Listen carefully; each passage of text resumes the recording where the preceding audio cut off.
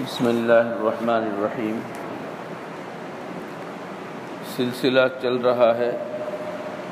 حضور اکرم صلی اللہ علیہ وسلم نے جھوٹ سے ہمیں بچنے کے لیے فرمایا ہے۔ جھوٹ کی ایک قسم جھوٹی گواہی بھی ہے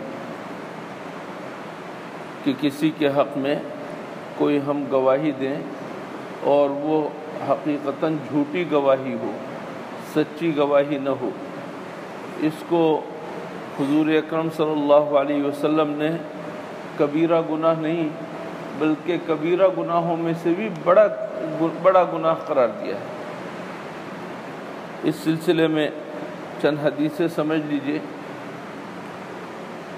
حضرت خریم ابن فاتق رضی اللہ تعالیٰ عنہ فرماتے ہیں کہ ایک مرتبہ حضور اکرم صلی اللہ علیہ وسلم نے فجر کی نماز پڑھائی اور نماز پڑھانے کے بعد فوراً ایک دم کھڑے ہو گئے، مقتدیوں کی طرف منہ کر کے اچانک کھڑے ہو گئے اور پھر فرمایا کہ جھوٹی گواہی کو اللہ کے ساتھ شرک کرنے کے ساتھ برابر کر دیا گیا ہے۔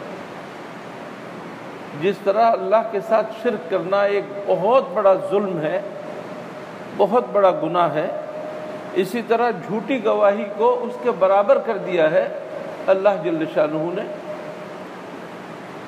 اس طرح آپ نے 3 مرتبہ ارشاد فرمایا کہ جھوٹی گواہی اللہ کے ساتھ شریک کرنے کے برابر کر دی گئی، جھوٹی گواہی اللہ کے ساتھ شریک کرنے کے برابر کر دی گئی۔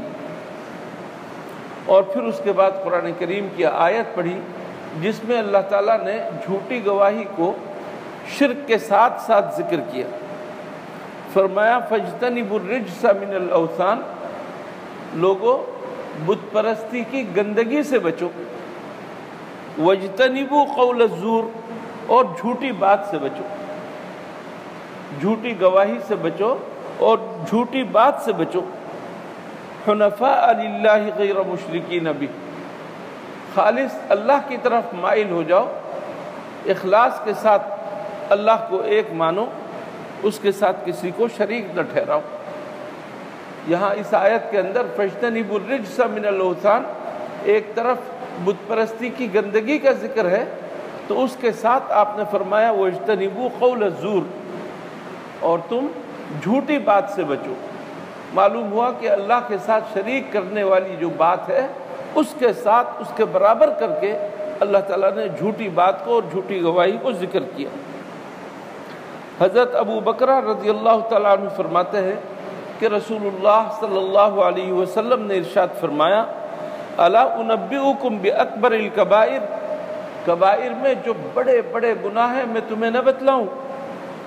ہم نے عرض کیا ضرور یا رسول اللہ، ضرور بتلائیے۔ تو آپ نے فرمایا، سب سے پہلے فرمایا الاشراک باللہ، اللہ کے ساتھ، اللہ کی ذات میں، اللہ کی صفات میں، اللہ کے افعال میں کسی کو شریک ٹھہرانا، یہ سب سے بڑا گناہ ہے، کبیرہ گناہوں میں سب سے بڑا گناہ۔ اور دوسرا گناہ فرمایا حقوق والدین، والدین کی نافرمانی، والدین کی نافرمانی اور ان کو تکلیف پہنچانے کا عمل۔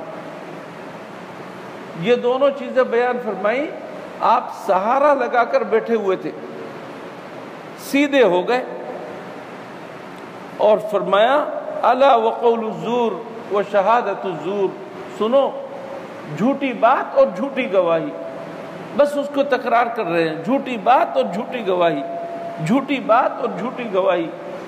راوی حضرت ابو بکر رضی اللہ تعالیٰ عنہ فرماتے ہیں کہ بس ہم تو کانپ رہے تھے اور ہم کہہ رہے تھے کاش حضور اکرم صلی اللہ علیہ وسلم بس کر دے۔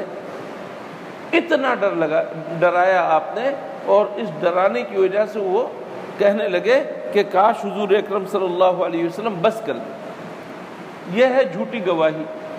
آج ہر مرحلے پر جھوٹی گواہی دینے کے لیے تیار۔ آپ کا دوست مقدمے میں پھنس گیا اور آپ سے کہا کہ میرے ساتھ جانا ہے گواہی دینے کے لیے، آپ نے کبھی اس واقعے کو دیکھا نہیں، سنا نہیں، اور آپ کو معلوم بھی ہے کہ یہ دوست جھوٹا ہے، مقدمہ اس نے جھوٹا کیا ہوا ہے، اور آپ اس کے ساتھ جا کر جھوٹی گواہی دے دیتے ہیں۔ عدالت میں کھڑے ہو کر قرآن پر ہاتھ رکھ کر جھوٹ نہ بولنے کی بات کرتے ہیں اور اس کے بعد جھوٹی گواہی دے کر آتے ہیں۔ اس طریقے سے جھوٹ ہمارے اندر رچ بس گیا ہے۔ اس کی مذمت اور اس کی برائی اللہ جل شانہ نے کی ہے اور اس کی برائی حضور اکرم صلی اللہ علیہ وسلم نے کی ہے۔ اور بھی جھوٹ کی مختلف قسمیں ہیں، انشاءاللہ ان پر روشنی بعد میں ڈالوں گا۔ اللہ تعالی ہمیں جھوٹ سے اور جھوٹی گواہی سے بچنے کی توفیق عطا فرمائے۔ اللہم لک الحمد لله نفسی ثناء علیک انت کما اثنیت علی نفسک